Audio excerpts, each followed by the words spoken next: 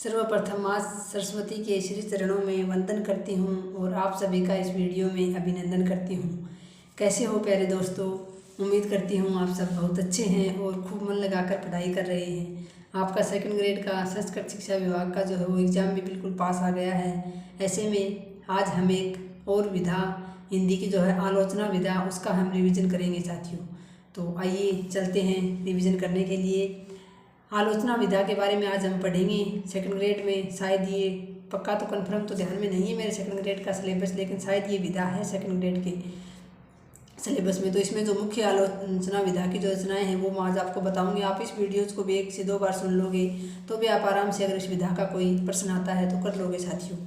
साहित्य की वह विधा जिसमें किसी साहित्यिक कृति, साहित्य सिद्धांत या साहित्यकार के गुण दोषों का विवेचन किया जाता है उसे आलोचना के नाम से जाना जाता है। यानी साथियों, आलोचना का मतलब सिर्फ बुराई नहीं होता, उसके गुण और दोषों दोनों को निष्पक्ष रहते हुए जब विवेचन किया जाता है, भले ही वो किसी कृति का हो, किसी रचना का हो, या किसी रचनाकार का हो, या किसी साहित्य के सिद्धांत का हो, लेकिन जब निष्पक्ष रहकर गुण और दोषों का विवेचन किया जाता है तो साथियों वह विधा आलोचना विधा कहलाती है। आलोचना के लिए समालोचना, मीमांसा, रहस्य, समीक्षा, टीका आदि वाचक शब्दों का भी प्रयोग किया जाता है।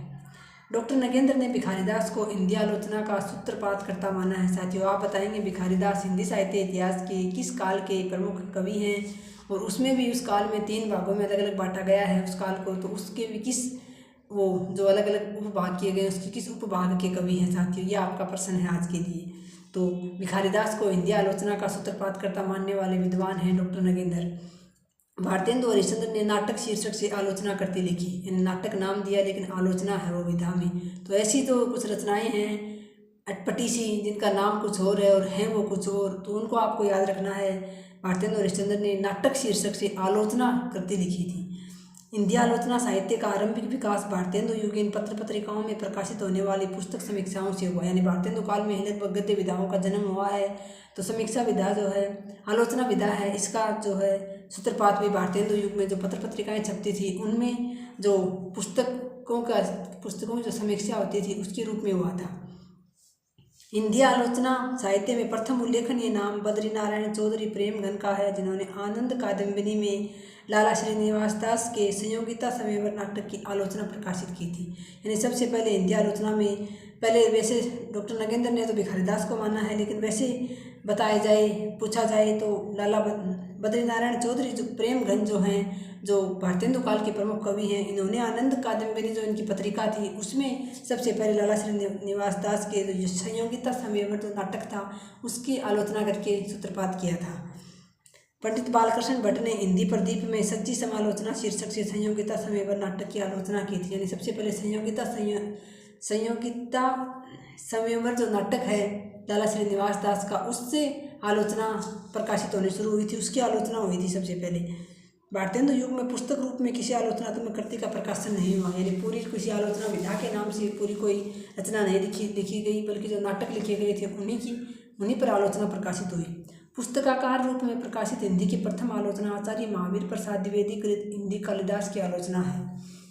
पंडित पदम सिंह शर्मा ने 1907 में बिहारी और सादी लिखकर तुलनात्मक आलोचना का सूत्रपात किया था। यानी वैसे आलोचना के रूप में तो पुस्तक के रूप में पहली जो रचना है वो महावीर प्रसाद द्विवेदी ने लिखी थी हिंदी कालिदास नाम से, लेकिन तुलनात्मक आलोचना की बात करें तो डॉक्टर पदम सिंह शर्मा ने 1907 में बिहारी और जो सादी कवि हैं उन दोनों के बीच तुलना करके तुलनात्मक आलोचना विधा को जन्म दिया था पंडित पदम सिंह शर्मा ने।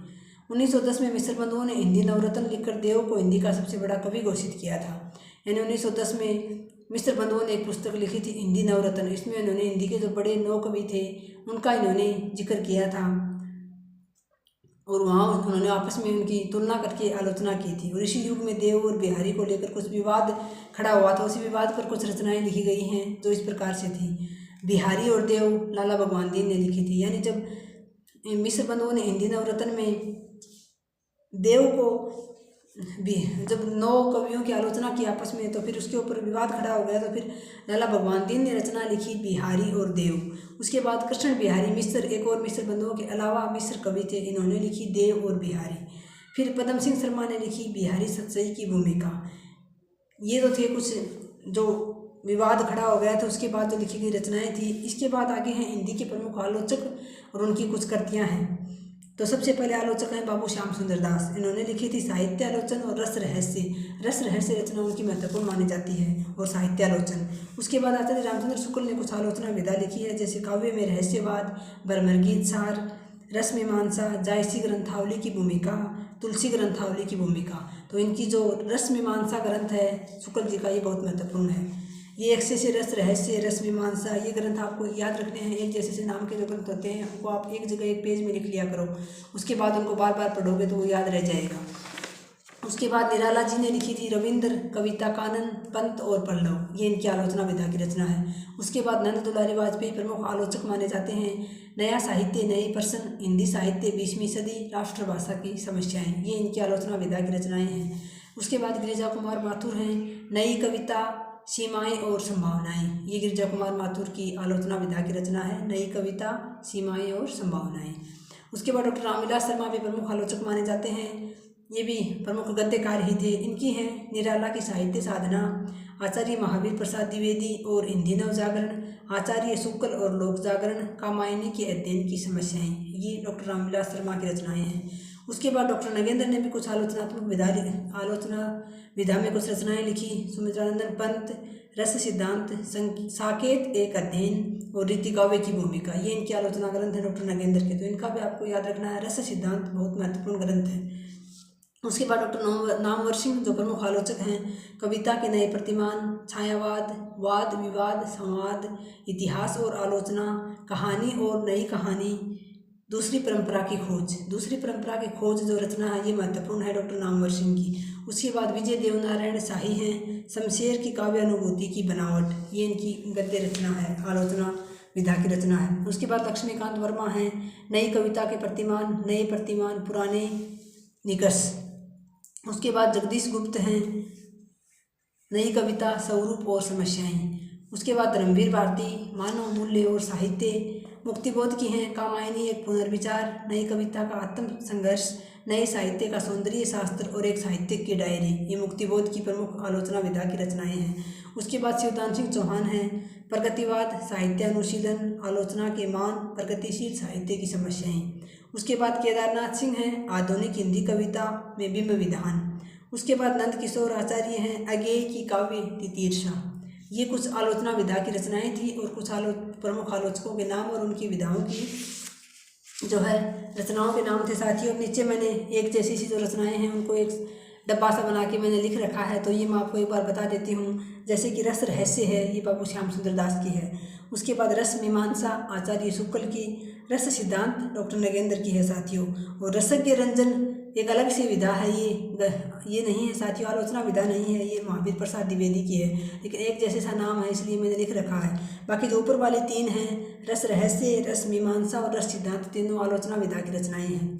जबकि रसज्ञ रंजन महावीर प्रसाद द्विवेदी की रचना है, ये अलग से है साथियों। और रस रहस्य बाबू श्याम सुंदर दास, रस मीमांसा आचार्य शुक्ल और रस सिद्धांत डॉक्टर नगेंद्र की है साथियों।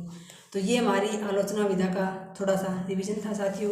यही प्रमुख आलोचना विधा की जो प्रमुख रचनाएं हैं इतनी सी हैं। आप इनको एक बार इस वीडियोज़ को अच्छे से सुन लें साथियों। और बाकी आपने अगर नोट्स बना रखे हैं तो उनका रिवीजन करें। अपने सेकंड ग्रेड के इस बचे हुए समय में ज़्यादा से ज़्यादा आप रिवीजन करें सेकंड ग्रेड के लिए, और जो व्याकरण है उसका आप अभ्यास करें साथियों। यही आपके लिए बेहतर है। और बहुत ही अच्छे मन से, बहुत ही खुशी मन से, पॉजिटिव रहते हुए अपना एग्ज़ाम देख रहे हैं साथियों। आगे का किसी को कुछ पता नहीं होता है, किसका होना है किसका नहीं होना है, क्योंकि भविष्य के गर्भ में जो छुपा है वो हमें किसी को नहीं पता है साथियों। हमारा काम सिर्फ है कर्म करना, मेहनत करना, और वो हम करते हुए चलते हैं साथियों। तो लगातार लगे रहिए। निरंतरता एक बहुत बड़ी चीज़ होती है साथियों। निरंतरता से छोटे छोटे कदम चलते हुए हम बहुत बड़ी मंजिल को प्राप्त कर सकते हैं। जिस प्रकार से मैंने अपना उदाहरण दिया था साथियों, 2014 से सफ़र शुरू करके 2024 में जाके मुझे मंजिल मिली है 10 साल का। लेकिन साथियों इसका कारण यही रहा कि बस मैंने कभी पीछे नहीं छोड़ा, किताबों को मैंने साइड में नहीं रखा और बस लगातार लगी रही साथियों। यही एक कारण था। तो आपको भी ऐसे ही लगे रहना है, जब तक सफल न हो जाओ तब तक, और दुनिया को दिखाना है साथियों, और उन लोगों को जीत कर दिखाना है जो आपकी हार का इंतज़ार कर रहे हैं और जो ये सोचते हैं कि आप कुछ नहीं कर सकते, कुछ नहीं कर पाओगे। उनको साथियों दिखाना है कि हाँ, हम भी कुछ कर सकते हैं, हम में भी दम है कुछ करने का, अपना भविष्य बदलने का। तो धन्यवाद साथियों, मिलते हैं नेक्स्ट वीडियो में। जय हिंद, जय भारत।